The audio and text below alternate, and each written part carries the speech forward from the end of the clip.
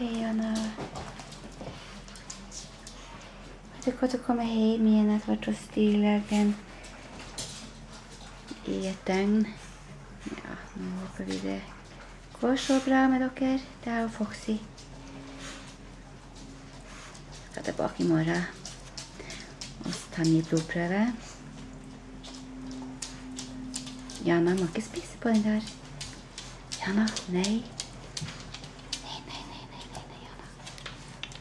Jana, ikke spise på den. Den skal være i tilfelle. Hei. Jana, ikke rør der. Jana. Ikke rør der. Nei. Ikke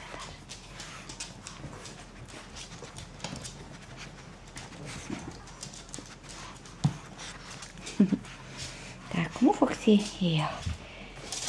Skal vi lukke igjen grinene her. Vær der, så hviler dere der. Bare legg dere ned, altså. Mor skal lage god mat nå. Ja.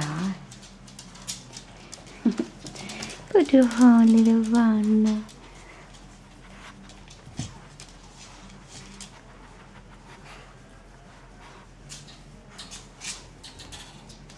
Nei, Foxy. Nei, Jana. Jana, ikke spise på den. Nei, ikke rør der. Sånn her. Hva du ikke spiser på.